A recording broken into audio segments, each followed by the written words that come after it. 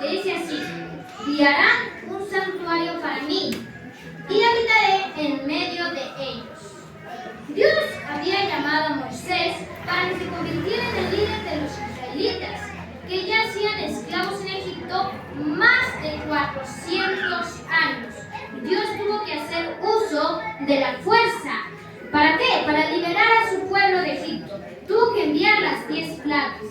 Y antes de que salieran de esa tierra maldita y arrasada por las plagas, Dios les dio una orden muy extraña. Vamos con nuestras Biblias a Éxodo 11:2, que dice así: habla ahora al pueblo, y que cada uno pida a su vecino y cada uno a su vecina alhajas de plata y oro. Los israelitas simplemente obedecieron, y los egipcios les dieron amablemente sus riquezas. Y ahora que salían de Egipto, eran libres y ricos, de lo que antes habían sido pobres y esclavos. Vamos a leer de nuevo Éxodo 25:8. Y harán un santuario para mí y habitaré en medio de ellos. Para ese momento ya habían salido de Egipto, habían cruzado el Mar Rojo y habían recibido las leyes divinas, los 10 mandamientos. Y Dios les da esta orden. Dios ordena que hagan un templo portátil, un templo que se pueda armar y desarmar, un santuario. ¿Para qué? Para que sea llevado a diferentes lugares, ¿no? Que tenía que ser uno lujoso, porque casi todos los materiales del santuario eran de ¿qué? Eran de oro, bronce o plata, ¿no? ¿Y qué? Y tenía que ser lleno de detalles. Pero, ¿de dónde obtendrían tantos recursos esta nación de esclavos recién liberadas? Pues exactamente de las cosas que habían ganado en Egipto, de las cosas que habían pedido a sus vecinos. Vamos ahora a Éxodo 36, 6 al 7, que dice así: entonces Moisés mandó a pregonar por el campamento diciendo: ningún hombre ni ninguna mujer haga más para la ofrenda del santuario. Y así se le impidió al pueblo ofrecer más, pues tenían material abundante para hacer toda la obra y sobraba. Los israelitas vieron tanta generosidad, hermanos, es decir, era tanto su deseo de dar que dieron tantos materiales de plata, oro, bronce, telas, cuerdas, todas las cosas que se necesitaban. Dieron tanto que Moisés tuvo que decirle que ya no le den más, que tenían demasiado e incluso iba a sobrar, ¿no? Entonces ahora vamos a Apocalipsis 3:20. He aquí, yo estoy a la puerta y llamo. Si alguno oye mi voz y abre la puerta, entraré a él, cenaré con él y él conmigo.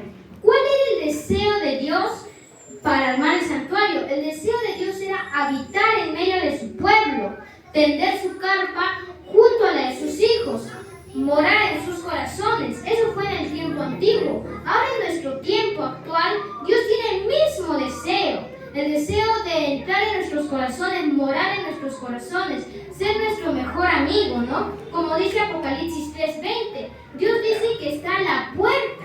Él está tocando la puerta y está llamando. Dice que si alguno oye su voz, Él va a entrar, va a cenar con Él y Él va a cenar con Él, ¿no? Es decir, va a ser su mejor amigo, ¿no? La lección más grande que nos deja el santuario es que Dios quiere morar entre nosotros. Ese ha sido siempre su deseo y siempre lo será, ¿no? Vamos a Apocalipsis 21:3. Y oí una gran voz del cielo que decía: He aquí el tabernáculo de Dios con los hombres, y Él morará con ellos, y ellos serán su pueblo, y Dios mismo estará con ellos como su Dios. El deseo de Dios de estar con nosotros es muy inmenso, tanto que en este versículo usa 3 veces la preposición con. Vamos a leer de nuevo. Y oí una gran voz del cielo que decía: He aquí el tabernáculo de Dios con los hombres, y Él morará con ellos, y ellos serán su pueblo, y Dios mismo estará con ellos como su Dios. El deseo de Dios de vivir con nosotros nos llevará a convertir esta tierra en la capital del universo, donde estará el trono de Dios y la presencia constante del Cordero. Con razón usa el nombre Emmanuel, que significa Dios con nosotros. Pero ¿sabían, hermanos, que el santuario era tan solo una sombra de algo que había de venir? Vamos a Colosenses 2:17. Todo lo cual es sombra de lo que ha de venir, pero el cuerpo es Cristo. Eso es lo que era el santuario. Era la sombra de la cruz, la sombra de lo que había de venir. Todas las cosas que había en el santuario, los muebles, los apartamentos, todo lo que había, ¿a qué representaban? Representaban a una sola cosa: a Cristo y a su sacrificio que hizo por nosotros. Así que vamos a ir viendo en cada lugar a Cristo, cómo está Cristo en el santuario.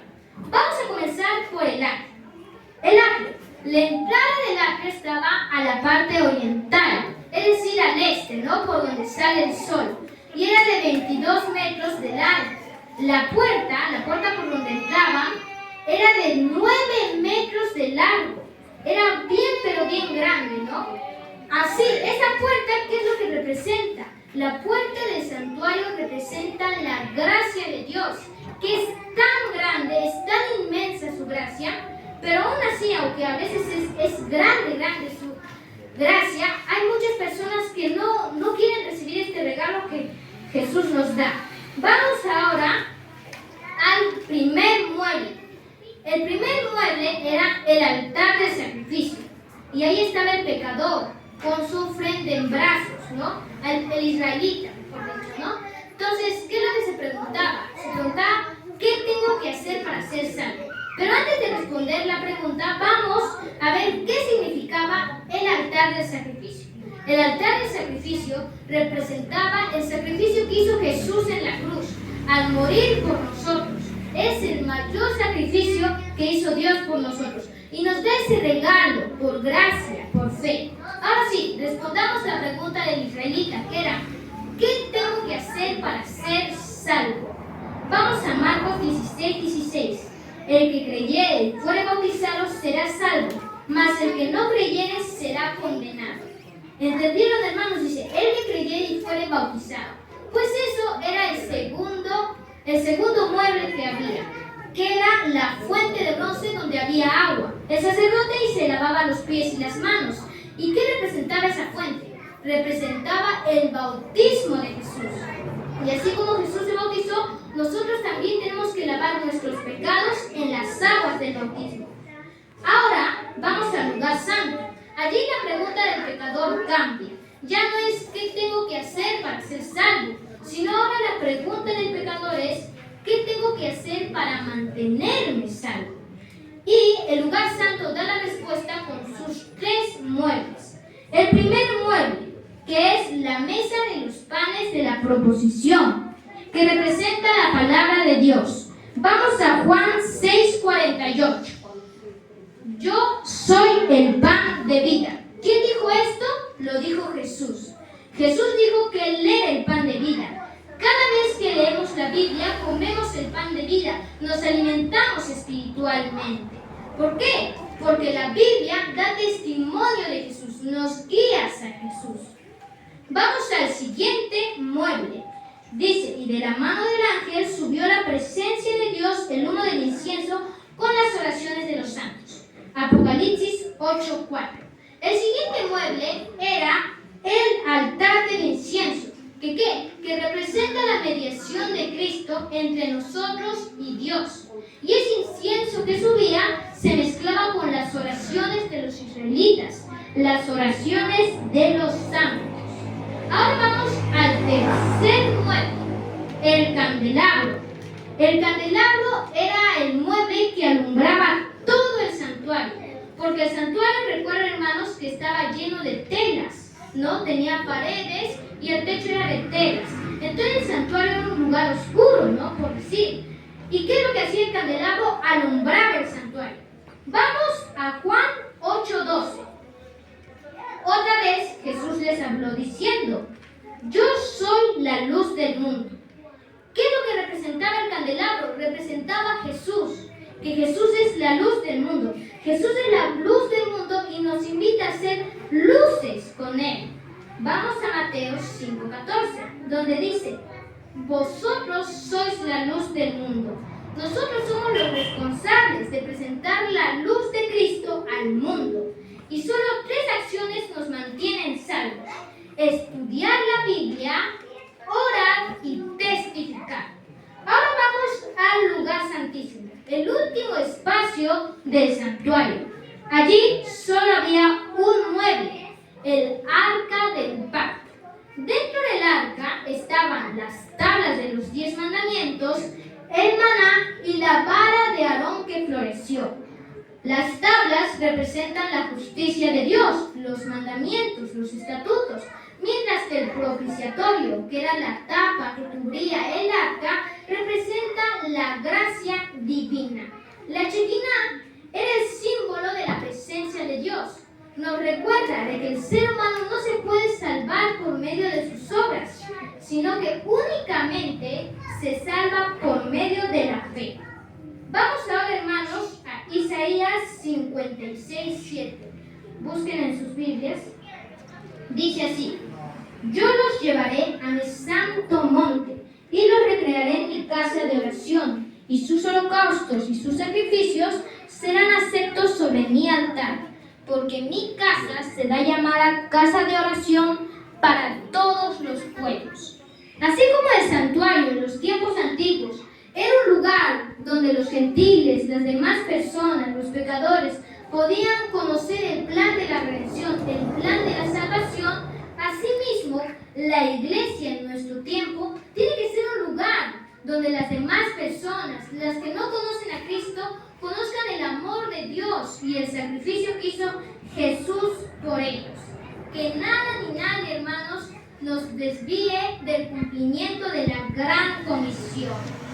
Ahora, hoy hemos aprendido de que por medio del santuario, Dios expresa su deseo de vivir con nosotros, su deseo de estar junto a nosotros, su deseo de morar con nosotros.